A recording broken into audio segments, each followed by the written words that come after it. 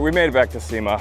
Last year was my first year, so I've learned a couple things. I'm gonna try and do the show in one day. I'm just gonna show you guys the cool stuff I find. I've learned a couple things though. First, last year I got duped. I got tricked by a Miata that supposedly had a Lamborghini V10 under the hood. Turns out it was just the valve covers. So I'm not gonna make that mistake again. Second, footwear. Last year I was wearing like flat bottom, high top shoes. The next day at the airport, couldn't walk.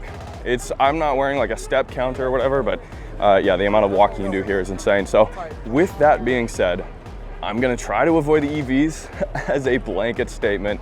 I'm gonna try to avoid the trucks and the audio systems and stuff like that, and just find cars that feel like they could actually drive in a real world scenario. So let's go.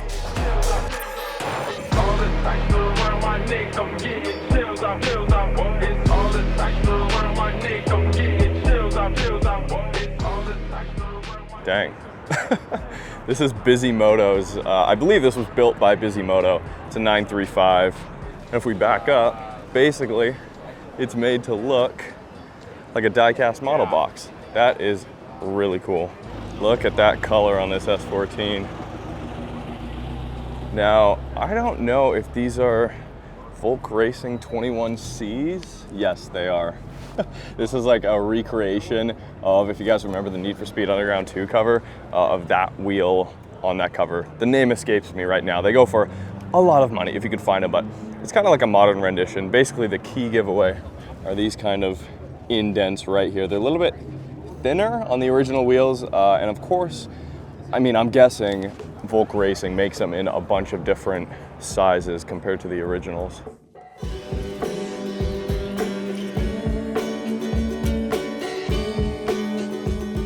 These look like some kind of, almost like a turbofan rotiform, but no, it's a BBS. Beautiful E28. Wow, check that out, even a custom badge there. I know I said I was gonna avoid trucks, but this one is ridiculous. So this looks like a Bronco, but those are definitely not Bronco taillights. This is a Raptor taillight. A lot of color too. I'm kind of colorblind, but we got blue, pink, and on the surface it would appear as if this is ready to go off-roading. You can see the radios up there, but also it's SEMA, so you've got two giant subs. Yeah, look at that, more color. Little Easter egg there, ocean spray, that's gotta mean something. Beadlock wheels too. Huge twin turbos. Actually, no, I take it back.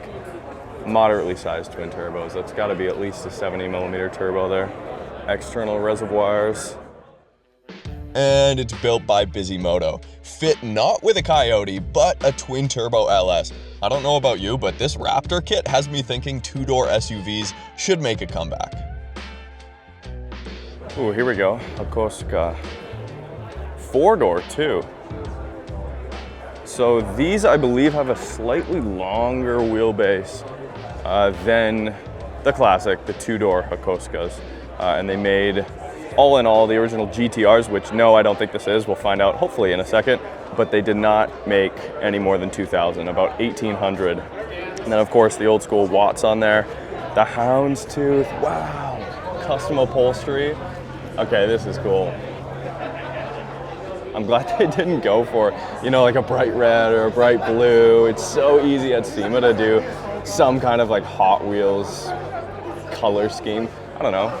Kind of like the Bronco behind me and just go nuts with the colors, but now according to the dash there, it looks like it's a 2000 GT, which, if I'm not mistaken, is like the one step down from a GTR. So, I mean, the differences are massive, but still a 2-liter inline 6 under the hood, and then biggest difference would be single cam head versus dual cam head.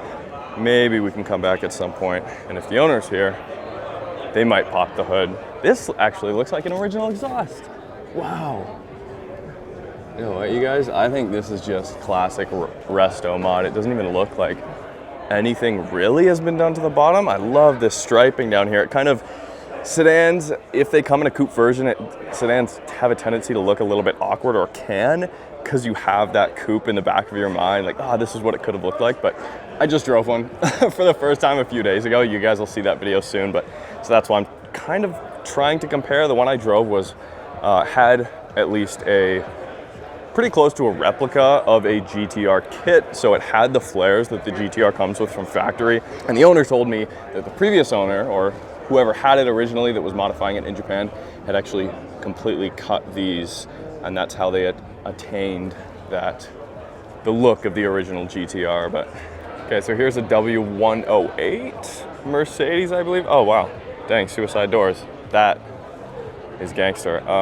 Just as far as a quick Instagram post I saw last night, the comment section on this car was very split. Okay, you guys tell me what you think of this wide body kit. Smoke Dog Customs, I believe, is who built this car. I don't know much about it, but I do know it's got C6 Corvette subframes, and that includes a transaxle in the rear. So transmission in the rear and then engine in the front. I have no idea what's under the hood, but yeah, wild. Okay, well here's a clue. 3.5 liters. That could be any number of things. That could be a Ford EcoBoost for all I know. It's definitely not what this is. Check that, sneaky turbos. It's definitely making a statement. Wow, the paint is insane. It's like an off-white color, and then as soon as the sun hits it, right there, you just get pounded with, like, it looks like a reflection off a snowbank or something like that. I don't think that works. I don't think that fits. The angles, it's the edges that don't work for me, but what do I know about car design? And it can seat, theoretically, 4 people. I would not sit back there. No, that is not safe. There you go. Your only clear view you'll ever get at SEMA without people like crowding around it. It's almost like a GT3 or DTM kind of kit. Not particularly my style. This is insane. A 991, it looks like. 911, especially in the front, wider than factory. This is probably the best detail on this car upon first impression. 993 styled GT2 wing. That's crazy. That's wild. That reminds me of an F1 car's mirror. Even a little safety there. Is that a blind spot warning or a turn signal? Either way, pretty wild. All right, let's continue. We have so much left to see.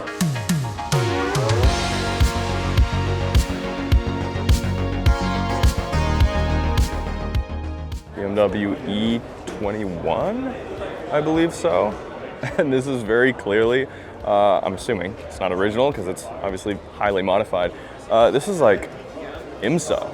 This is like what BMW would have been racing against Porsche, the 935 back in the day. You can tell because it's so boxy. Everything was so, I mean, it doesn't look like it flows, but it works so well. If I find out who built this, I will put the links in the description because I think this is my favorite car here so far. And functional, yeah, 100%. It's got Toyo R888s on it, and as you can tell, I mean, this is the real deal. This is a full-on, I'm assuming, oh yeah, there we go, BMW E21 Group 5. Yeah, there you go. I'm assuming it's a replica. It's gotta be. That's incredible. You know, E21, E30, the 935, such iconic cars. Here you go, you guys. This is a very SEMA thing. The tire stickers are still, oh, okay, they've got a little bit chewed up. It was driven from the parking lot. Hey, if I own this thing, I would definitely trailer it into. Got the cooling ducts to cool you off in the cabin. Oh, there you go. Air jack. Oh, no way, you've got to be kidding me. I'm hoping that air jack system is functional. If that's functional, this is the most insane car. It's cool. It's like a white color, and then it's got this very subtle pink that runs along it here. It looks like an S54. That's what it looks like to me. At least the valve cover. Naturally aspirated still, which is super cool. This is a car I just want to hear fire up. Guys, we solved it.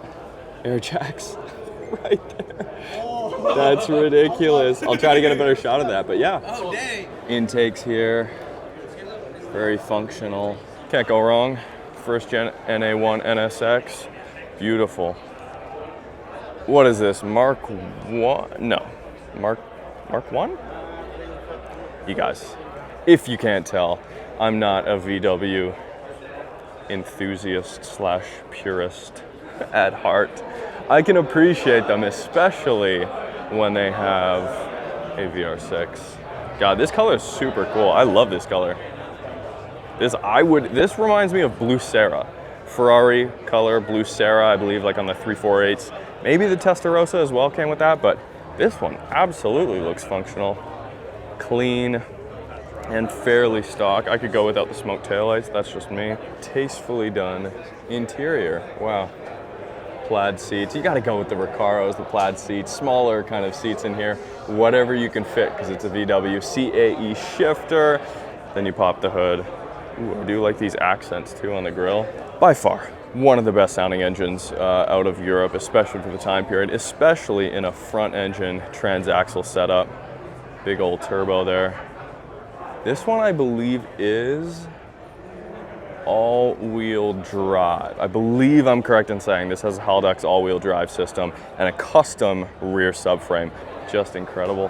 Paint is so important. It is arguably from a visual standpoint the most important thing. Paint can make or break a vehicle. It's so easy for that to happen. Looks like an iron block 5.3 maybe?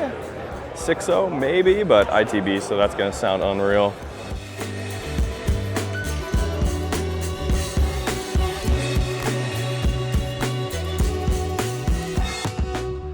This is my first time seeing a Liberty Walk R32 GTR in person. Now we are gonna see another one of these, slightly different, outside in the parking lot, and the engine in that car is built by people we know. So I'm gonna do kind of a more in-depth look at that. But this, of course, kind of takes cues from Kaido Racer style and throws it on an R32 GTR. I don't know, it's just the coolest thing. I think it works a lot better than I would have expected, especially because like you really realize how square the back end, well, all of these Skylines, especially the 32 and the 34, how squared off the back end is. But here it works together with the wide body to create something that's, I think, super unique. I believe I'm correct in saying Liberty Walk debuted this body kit 2 years ago now, maybe 3, either at Tokyo Auto Salon or another one of those shows. Also, sorry, we're in 1080p now because Sony cameras like to overheat. If you guys have recommendations on cameras that don't overheat, please let me know. Wow, okay, this Mercy right here is crazy. That's crazy. That's my favorite part about it, but it is underneath an S63 AMG. On the gas cap, a lot of problems arise when you have a wide body, and one of those is incorporating a factory gas cap. There you go, there's Jack Nicholson there, and a couple other people. I believe that's Michael Jackson in the corner too. That's pretty cool. There's a full modern S-Class inside. I mean, the wing is insane. It doesn't particularly flow well with the body lines of the car, but I think this car is just more than anything an exercise in whatever the opposite. Yo, what's going on? I was trying to critique the Mercedes, a car I could never build. What's going on? Good. Good Dude, to see how you. you been? Yo, what's up? Yeah, everybody's here. How's it Reunion. going? Good. Good to to see see you, you. man. How are you? Yeah. Oh. How you guys been? Wait, I feel like I know Good? you. Yeah. On the From internet. somewhere. Yeah. What's up, man? Do you want to post it? Nah, don't worry You about sure? it. No, yes, you. Oh want, my, you, what you is want that? It. You want it. Hey. What is that?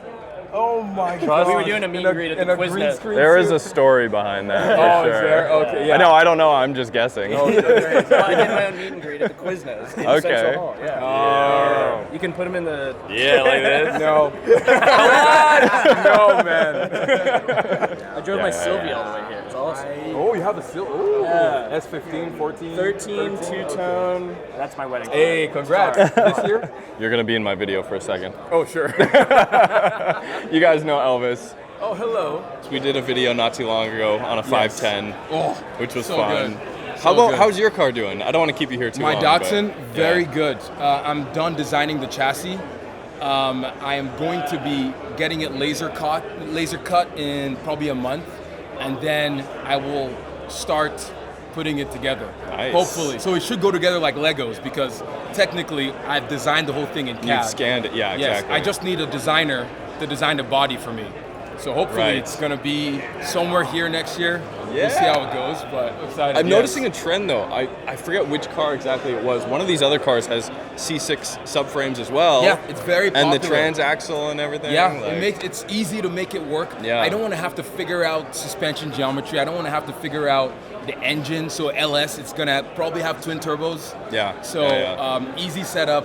It's relatively affordable. So that's the way to do it. So many cars Right. that are custom built today have Corvette suspension on it because it's tried and true. Yeah. It exists. Yeah. So yeah. Yeah, easy to get your hands on. Yes. All right, you guys go subscribe to Elvis. Go follow Trick Factory Customs.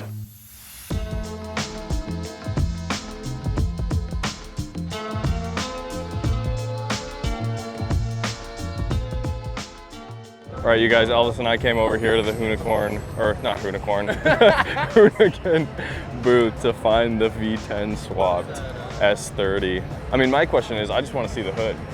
Where's What hood? No, I mean, it is. This is the problem with a Viper engine is that it's stuffed in This there. printed piece came out really nice. Look at that. Oh wow! Like he did for the headlight, like Yeah, yeah, yeah. And you could totally fit like some kind of dual LED Yeah. headlight. This one is actually plumbed. It's like a brake cooling duct. So you can see the Oh cooling yeah. vents. Yeah, okay, there you go. See, that one's functional. Yeah, that's That cool. is cool. That is rad. And this was built in what? Like 3 months. 3 something. months, I think. I Yeah. heard. It's just super clean. There's not a crazy amount going on, you know. I mean, what I would love to see is some kind of side exit exhaust. Yes. Like the Viper, I know. Yeah. Maybe that's in the future, but I don't know. Like the paint looks like Yeah. it was done with the I don't know. Spray can, rattle can. Yeah. Yeah. But hey, I think he it's- has it here. It runs. It does. It's That's true. better than us. Yes. A second gen or third gen GTS, man. Blue with white stripes. Oh, America. Done. That is a Subaru Brat, ladies and gentlemen. I believe this is going to be in the next Gymkhana with Travis Pastrana. I could be wrong on that, but apparently it's got a 9,500 RPM Boxer 4 under the hood. RWB, of course, it wouldn't be SEMA without an RWB. Unfortunately, Nakai-san is not here this year. Last year, he was doing a build at the show, which was pretty cool. And then, of course, if you guys watched the video, we were out driving from LA to here. We stopped at a dry lake bed. That was ridiculous. You should go check it out. But this one's pretty cool, just like a flat gray. You guys, I feel like we took a trip back in time. SEMA 2002. Spinners.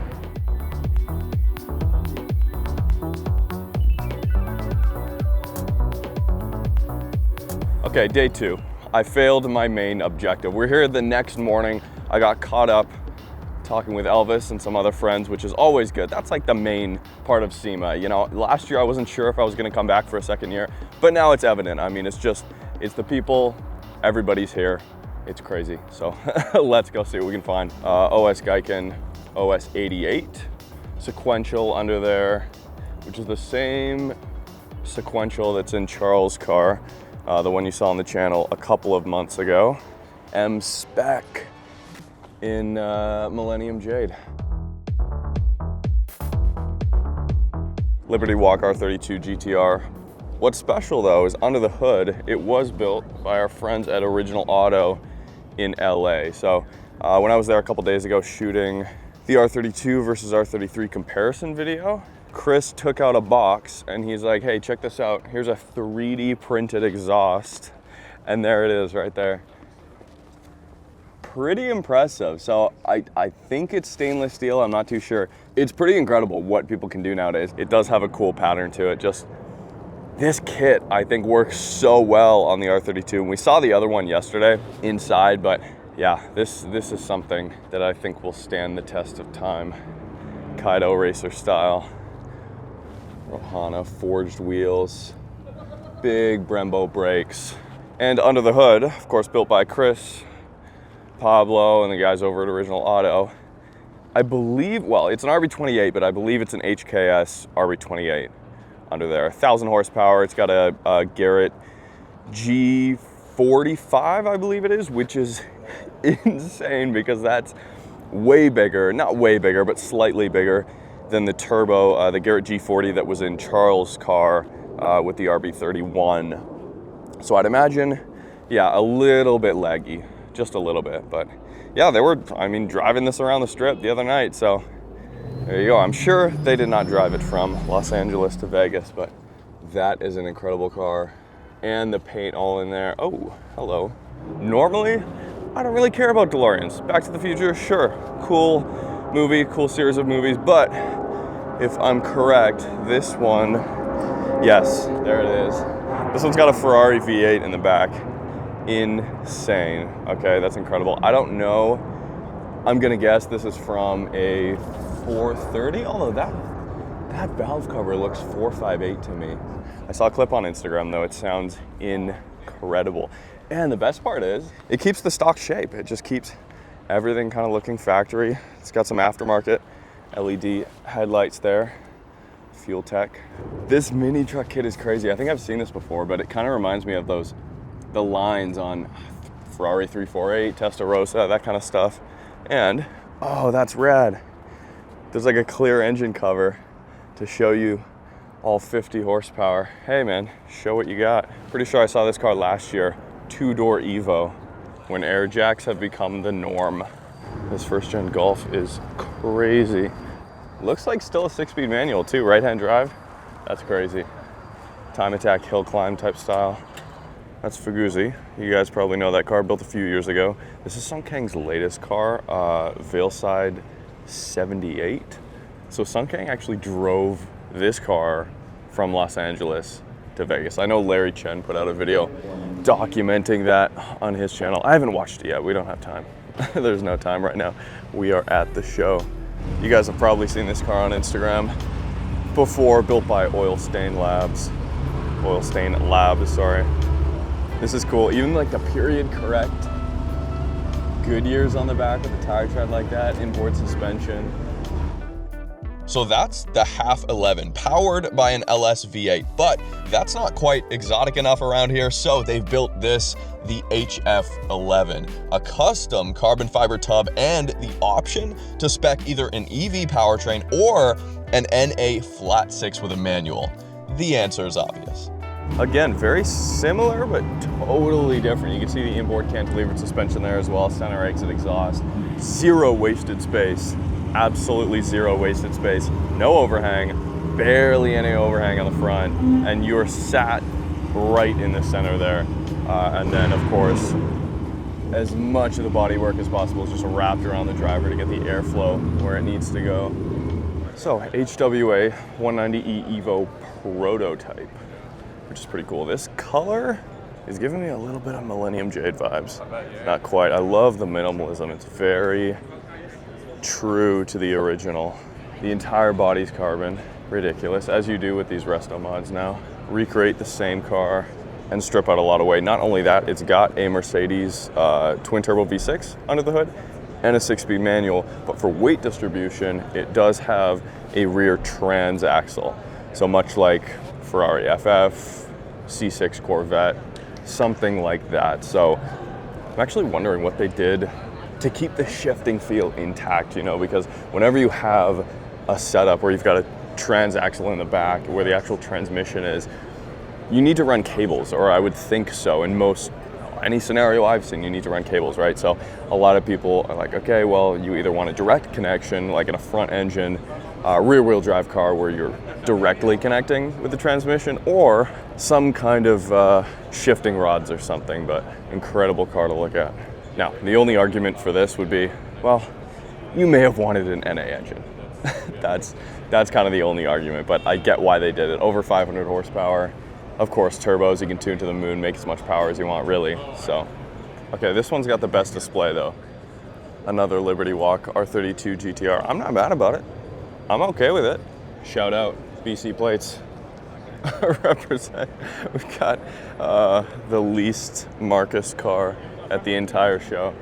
I mean, I'm sure it's fast, cool, but we're looking for functional 1935 Plymouth built by Ruffian Cars.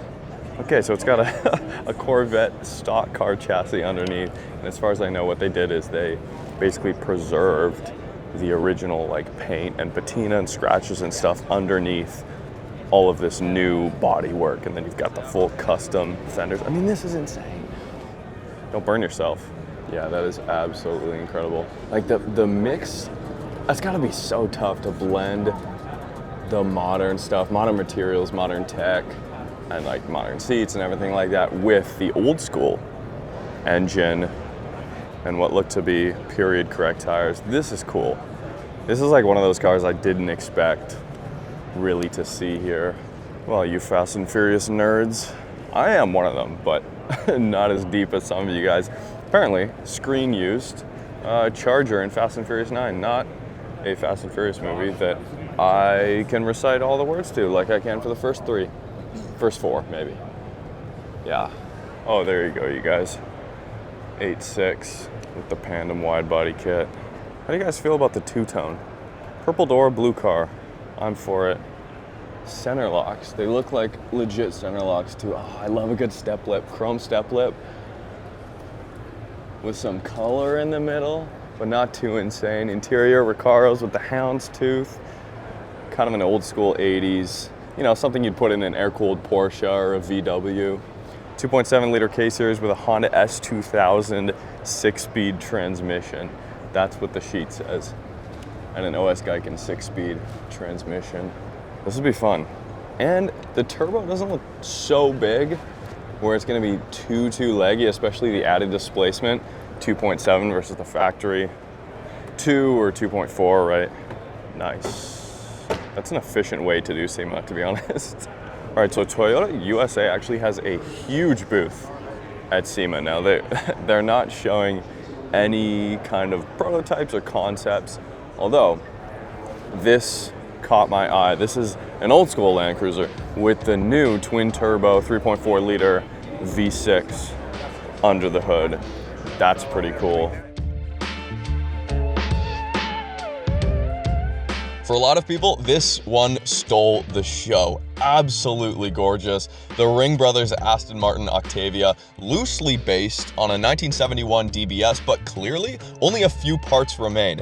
Yeah, it's making 800 horsepower from a supercharged Coyote V8, but the attention to detail and hours put into this build make me wonder how often it'll get to touch the rev limiter. Either way, just stunning. This one is on another level. Hakatora Yokosuka front end, first generation Skyline front end, and like an old school Sunny truck. Side exit exhaust, full custom chassis, and as you guys can see, inboard cantilevered suspension. Definitely a showpiece as much as it is functional. You know, obviously these cars, or truck slash car, was a solid rear axle from the factory. Yeah, insane. I drove a Sunny not too long ago. It's last year, I believe. Not a performance vehicle. Definitely like a good kind of classic, quirky daily, but this would definitely be fun to drift. And I believe I'm correct in saying it is a 5.3 under the hood, so 5.3 liter Chevy V8. I hope that's functional. A lot of these show cars, they'll just do like the external oil cooler to look cool, but I'm gonna say, without question, this is gonna be functional. And this car was actually built by two guys from BC, Bill Brinkworth and his son, I believe his name is Dylan. Yeah, cool to see local BC guys. All right, check this out, you guys. This is ridiculous. Second gen F-150 Lightning, Racer's Edge livery, required, but what's important, oh my God. That is a Raptor engine under the hood, so well over 700 horsepower, supercharged V8. Unless that actually has the full Raptor driveline underneath and all-wheel drive, this thing's not going anywhere. It's gonna spin tires until the end of time. That's incredible. This has got to be one of, like, if there was a modern remake of the original Fast and Furious movie, this is exactly what it would be. It's a Tremec, so is it a, no, it's not a manual, unfortunately. That would be ridiculous. If they had swapped this and converted it to a manual transmission, of course both the Raptor and the GT500 don't come with a manual, that would have been even more bonkers. But what? What is going on here? This might be my favorite Japanese car at the show. it's pretty close. I mean, the paint is definitely far from perfect. You can tell this car's been driven. I hope so.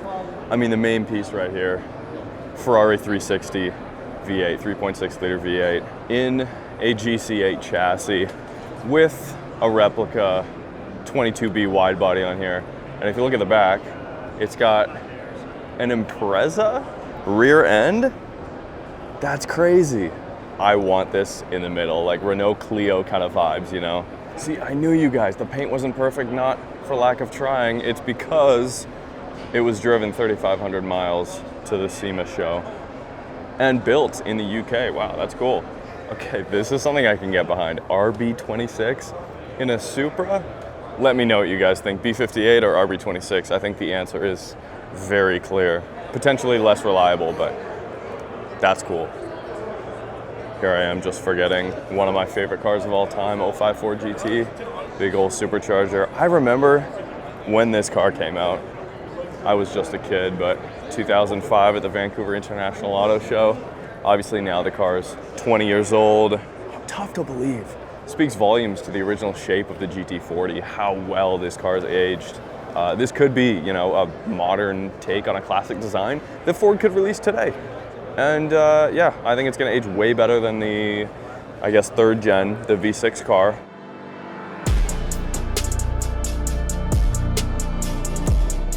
'25 SEMA, yeah, that's it.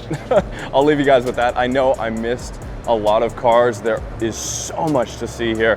Freddie's, Tavares, his P1, his second P1, I wanted to see that. I won't have time, I've got a flight to catch.